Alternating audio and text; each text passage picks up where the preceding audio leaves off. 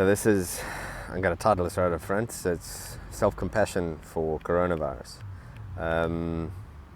Flip, man, this thing is crazy. Yeah, it's interesting. I find myself going from one extreme to the other, taking it seriously to then just going like, I can't handle this, too overwhelming, the consequence of what this is actually doing to our planet, and to people's health and the vulnerability of us physically and financially and others, and the more kind of people who are in a more vulnerable financial or health position and what it's going to do to them. But it really reminded me of what, in the work that I do around people who go get diagnosed with cancer. So essentially you go into a back and forth between denial and extreme overwhelm. And denial actually serves a great purpose in being able to give us the capacity to integrate the information into our lives in a way that we can handle without being so overwhelmed. So I think the point that I want to really kind of put across in this video is, in everything that I've learned in the work that I do around well-being, it's allowing yourself to feel the discomfort, allowing yourself to feel the fear. It's the hardest thing I think I've ever done in my life. And in coming off an amazing weekend with incredible friends in nature, I feel quite grounded in where I am right now and have a little bit of, I suppose, insight into how I'm dealing with it.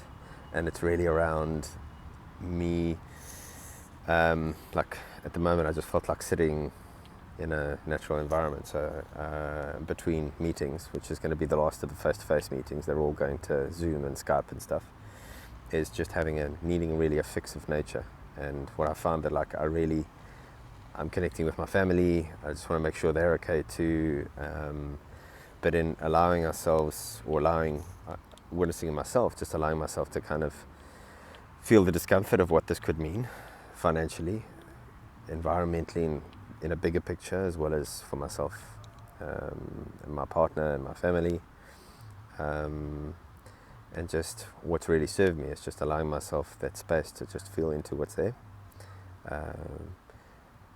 To the capacity that I'm capable of right now, which is not to a point of overwhelm, which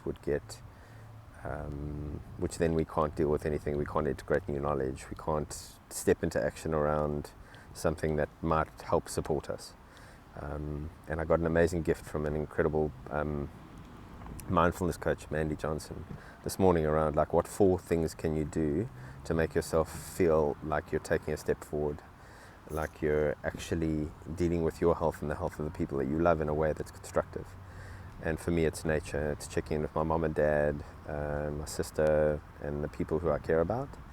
It's going for a run in the morning. It's having a cup of coffee with my partner in the morning and spending quality time connecting. And what I've realized in the work that I do is that like the science that supports that is phenomenal. So in a space, ironically, that we have to socially distance ourselves, I think it's important to use technology in means like our phones, which can be challenging with overwhelm of technology and all this messaging that's coming through, but using it to connect and keep those love connections, those social connections quite strong.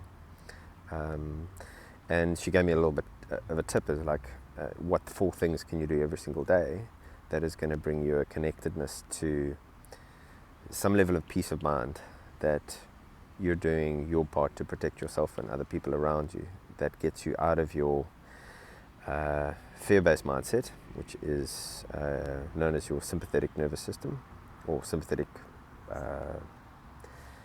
your autonomic nervous system, which can be in a state of sympathetic, which is flight, fight or freeze. And how can you get back into your parasympathetic, which is your rest, digest and heal. So what 4 things can you do every single day to move yourself across from one to the other, and again, but also allowing the anxiety and the disruption for a period, so that you're able to actually integrate that information. Anyway, it's my thinking. I hope it might help. It's really given me a lot of peace of mind this morning around like the craziness that's happening right now. And I hope that it might help you. There's a strong scientific basis behind it, I promise you. It's amazing. Keep closely connected to the people you care about. And whatever you need. to feel more connected to life.